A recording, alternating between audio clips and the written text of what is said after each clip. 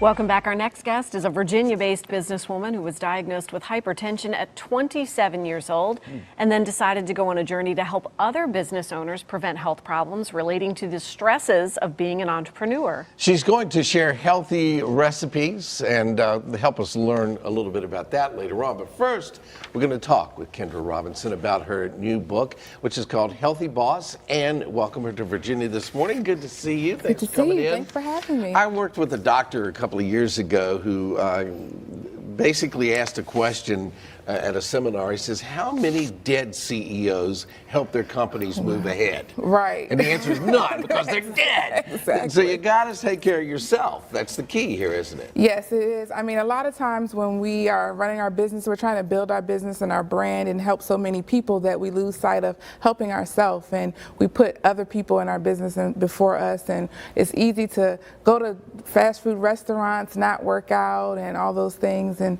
it just kind of slip into a slope.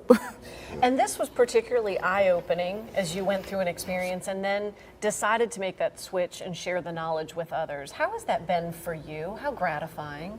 It's been gratifying just to know that I'm helping myself and being able to support my business and my community through my business, and also help other business owners who are going down the same trends of building their business but not focusing on their health. They're just putting their business and their leadership roles ahead of their health. So it's been very impactful to see the change in other people as well. And you're not just talking about, you said going to fast food restaurants and getting caught up. You're not just talking about physical health, mental health as well, correct? Right, right. We talk about 6 forms of health. So mental health, social health, intellectual health, all those things wrapped in one will make you a healthy boss. Because, I mean, if your mental health isn't right, you won't make the right decisions for your business.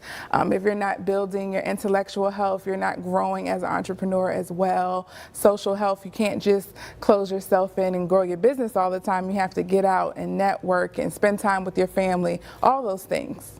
I would imagine that you've had folks come back to you after having read Healthy Boss and thought, well, I had no idea. It's eye-opening to even learn about those many facets, because you can be a fitness fiend, right, and really just a machine, but neglect those other areas. Right, and they say, well, when people talk about health, they always think about, oh, I'm only thinking about my diet and working out. They never thought about taking time to affirm yourself, relax, taking a space, retreat, different things like that.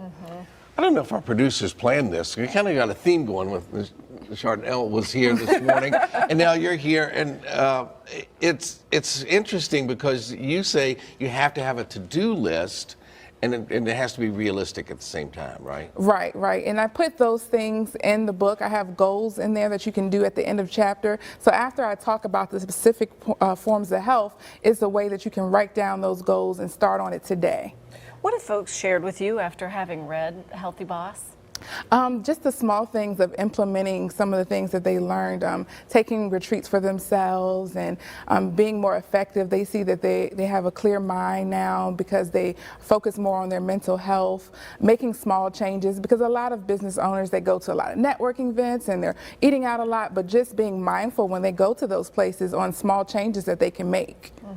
So I'm wondering, so I'm a guy, so I can only do one thing at a time. I always tell when women are talking to me, like, you're a woman, you multitask everything. I'm kind of focused on, you have to find a happy medium in that, and that you can't just focus on the one thing like you were saying, but you can't get overwhelmed at the same time. Right, I say take small steps. So once you read a chapter and you say, oh, today I can start doing this one small thing, or I can stop drinking sodas, or I can just walk, or I can just make sure that one day a week I focus on me.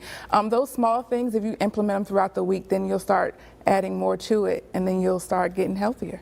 Do you find that there's one of those 6 areas where most folks say, this one was most difficult for me?